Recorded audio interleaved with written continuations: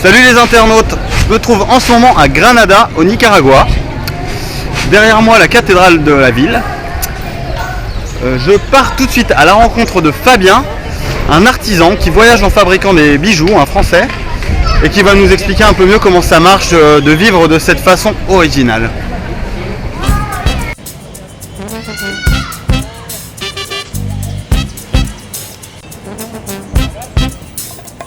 Le parent, soucieux d'un avenir, priant pour leurs enfants, en coutume de leur dire.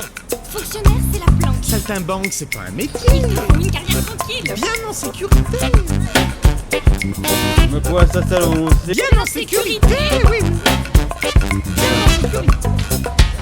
Oh là là, mes amis, quand vous mettez le doigt dans l'œil, attendez, j'explique. Salut Steph, salut François. Donc il paraît que tu es artisan, hein, c'est bien ça? Exact, Et donc tu voyages en fabriquant des bijoux. c'est ça. Voilà, et ben ça a l'air très intéressant, je me demande comment on fait pour voyager en faisant des bijoux, comment ça marche. Je me pose plein de questions et j'aimerais bien te les poser, est-ce que c'est possible?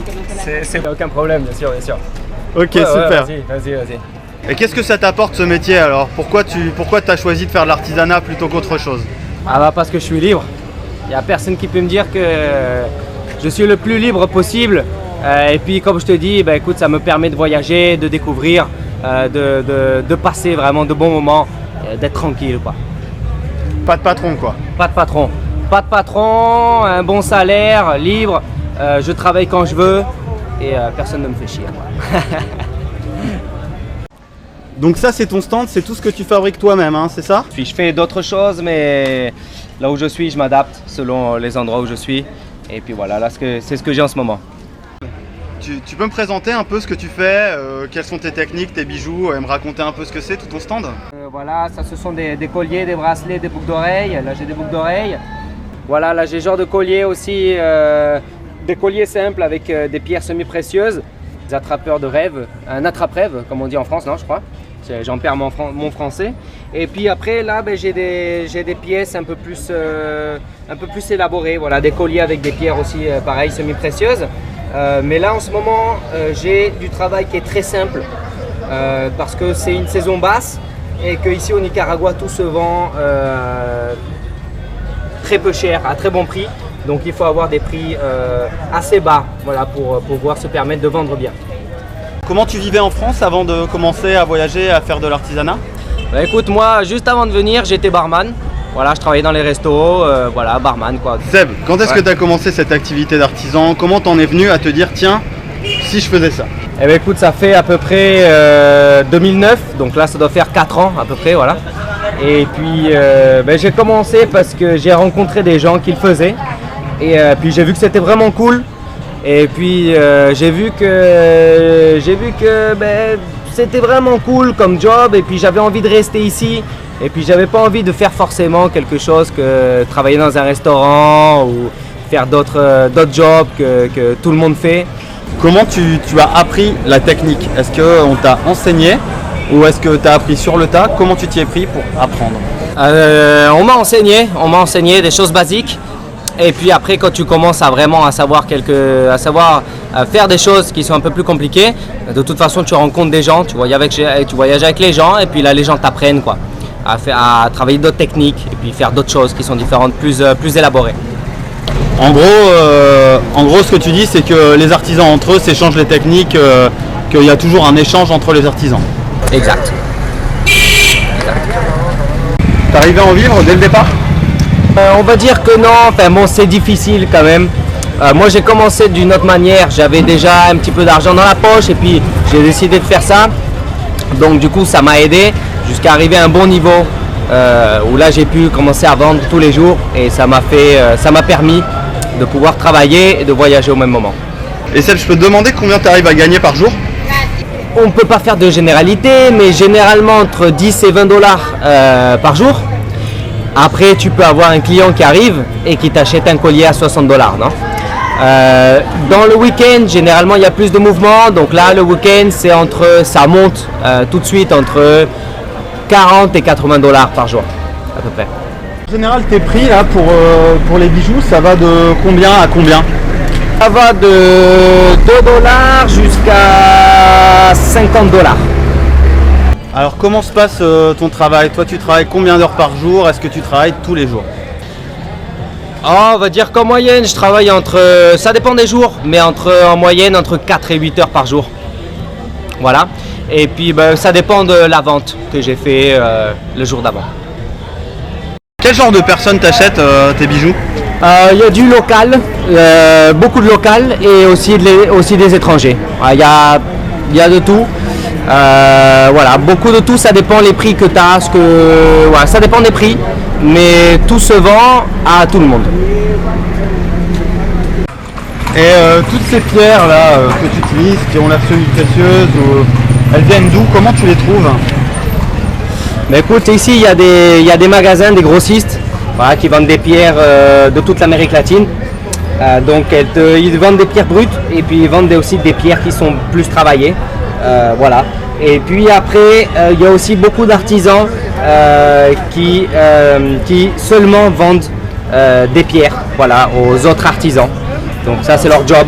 Et puis nous généralement on leur achète. La plupart viennent du Mexique, c'est la meilleure qualité que tu puisses trouver. Et des artisans, moi j'en rencontre partout. Moi j'ai tendance à les appeler la secte des artisans, mais bon c'est gentil. Et donc je me dis finalement les artisans ça a l'air d'être une petite communauté ici en voyage et j'aimerais en savoir plus sur cette petite communauté d'artisans de par le monde. Est-ce que toi tu te sens partie d'une communauté ou est-ce que tu fais ton truc dans ton coin et tu es indépendant? Non, c'est ouvert à tout le monde, c'est vraiment ouvert à tout le monde. Généralement, chaque artisan voyage de son côté, mais sont très solidaires. Et puis ça leur arrive aussi de voyager ensemble. Donc, par exemple, là, généralement les artisans, ils se connaissent parce que c'est des gens qui voyagent beaucoup. Donc ils se croisent dans les pays. Voilà, dans différents pays ils se croisent. Et puis donc, soit ils choisissent de voyager tout seuls, soit ils choisissent de voyager ensemble. Voilà, ça dépend. Mais bon, chacun fait son travail de son côté.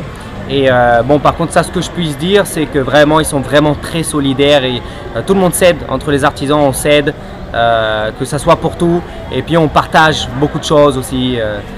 Voilà, très, très solidaire, quoi.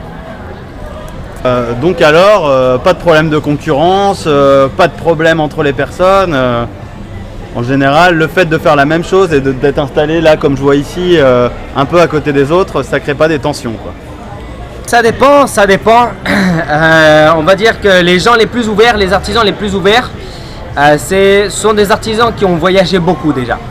Et par exemple au Nicaragua, ceux qui vont être le plus solidaires, ça va être les artisans étrangers. Donc ceux que tu vas voir, des artisans, que ce soit des Brésiliens, des Chiliens, des Argentins, que ce soit des Mexicains qui voyagent, et eux ils savent parce qu'ils sont en train de voyager. Donc ça veut dire qu'ils ouvriront leurs portes, que ça soit chez eux ou quand ils sont en train de voyager. Par contre, effectivement, tu as une autre classe d'artisans. Par exemple ici au Nicaragua, donc tu as les artisans nicaraguayens, je crois. Voilà. Et eux, donc quand ils te voient arriver, ils ont un peu peur parce qu'ils te voient arriver avec un autre type d'artisanat. Et puis donc bien sûr ils se disent lui il va me voler ma vente en fait, c'est ça qu'ils se disent. Ils ont un peu peur, tu vois, parce que généralement celui qui voyage il apprend plus parce qu'il connaît plus de monde, donc il a des pièces différentes. Et donc les gens qui restent tout le temps au même endroit, c'est possible qu'ils aient un peu peur des autres. Et dans quel genre de lieu alors les artisans logent? Est-ce qu'ils sont comme tous les autres voyageurs finalement, ou alors ils ont une autre façon de se loger que le voyageur normal? Non, c'est la même chose, un dortoir, un hôtel qui est économique. Voilà, et puis après ça dépend des gens, il y a des connexions qui se font. De temps en temps tu connais des gens du voyage qui t'invitent chez eux.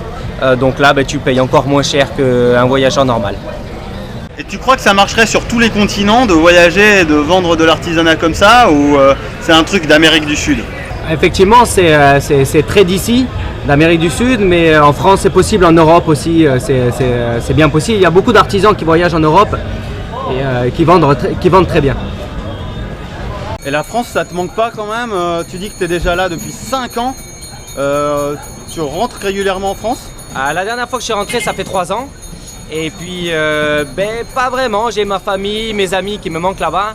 Mais le style de vie ici me plaît complètement et je m'y vois bien rester quelques années de plus.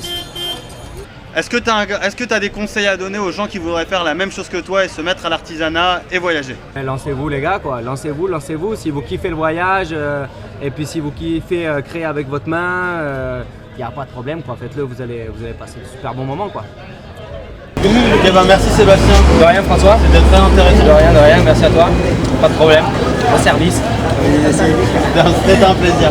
Ok, super cool. Bah écoute, si je t'invitais une bière et puis comme ça on continue à discuter tranquillement. Ah, je suis pas con. Allez, on y va.